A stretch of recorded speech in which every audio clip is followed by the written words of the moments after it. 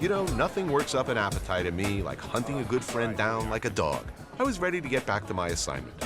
Bobby Flay's Mesa Grill at Caesar's Palace may be the most perfect specimen of celebrity chef-branded restaurant in captivity. Now, in the past, I've been admittedly less than kind to Bobby, but tonight seemed a good moment to just let it go. I've always believed a chef should be rated by the food he puts on the table, and that would be our focus tonight.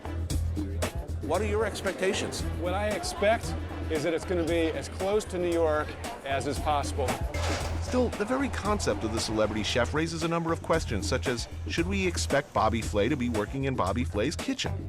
Listen, I was going to say, is Bobby here? Is Bobby here? Please, come on. Tell him to come out and say hello. That's unreasonable. You know you're going to go to Emerald. I don't want, Emerald popping up like a jack-in-a-box saying bam. Get him to come out here and say bam. I don't expect that. That's unreasonable.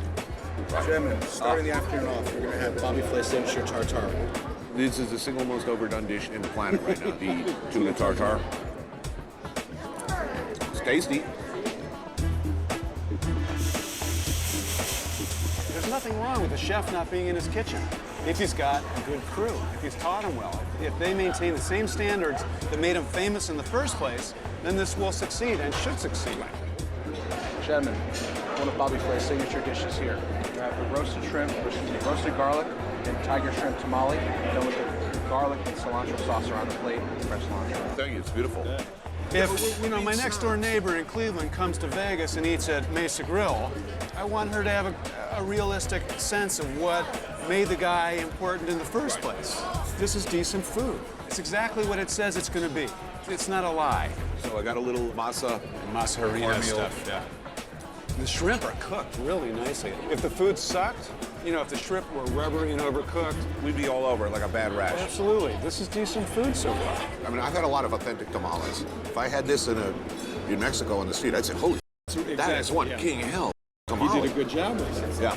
The smoked chicken and black bean quesadilla didn't really float my boat. It's good Super Bowl food. I hate it like poison. Is this better than a regular quesadilla? This is my Okay, that's a good it is a good way to look at it. Any quesadilla at any street market, anywhere in Mexico is going to be better than this.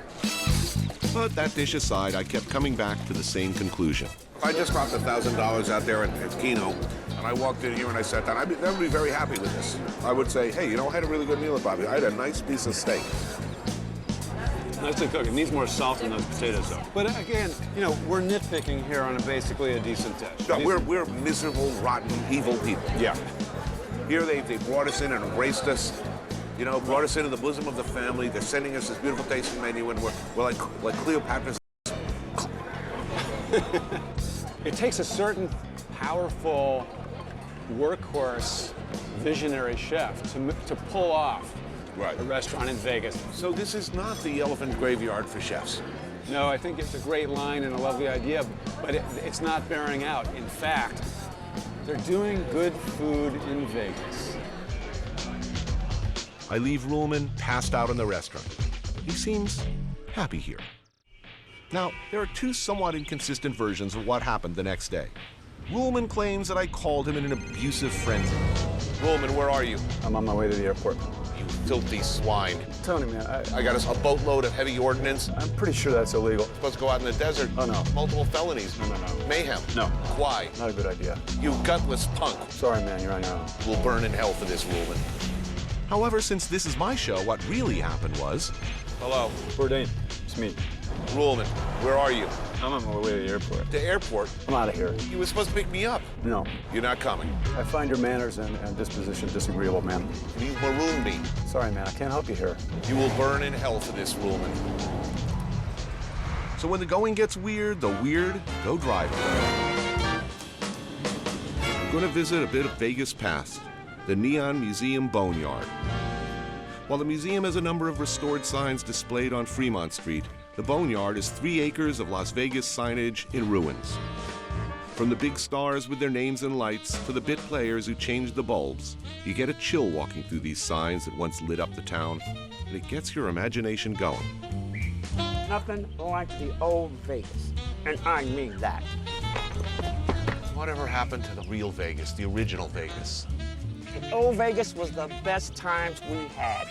Frank, Dean, we rocked the house. I knew who those people were, you know? I mean, what's a Danny Gans? I never heard of this guy in New York. What's up with that? Celine Dion. Come on, is that entertainment? Not for me, my friend, not for me.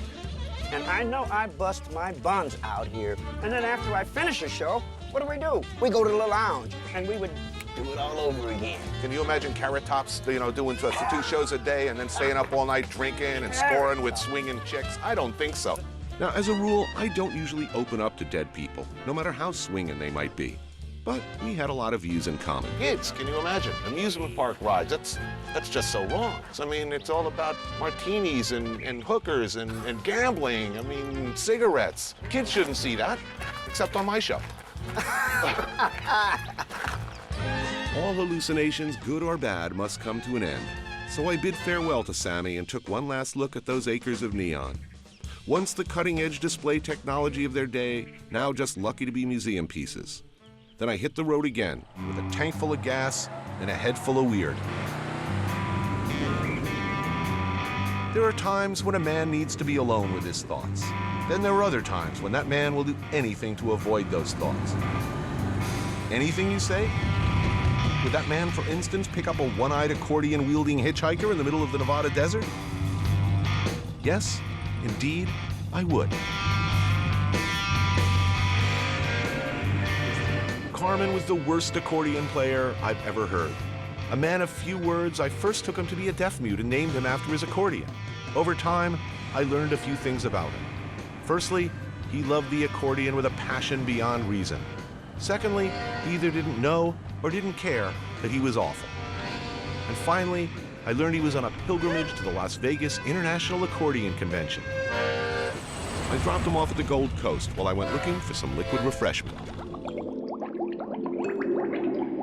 The Mermaid Lounge is just the kind of silly fun most people don't have in their hometown.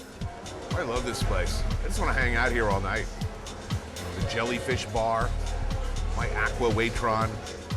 I want my own aqua chair.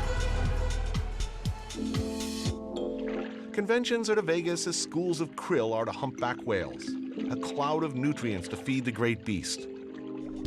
Vegas has almost 25,000 conventions a year, but what are they? Who are they? And who needs them? What is it about the human animal that so needs to make physical contact with kindred spirits? I mean, what would drive a person to hitchhike through the desert with an accordion strapped to his chest just to be with other people equally crazy about accordions? I needed to know, so I went looking for Carmen.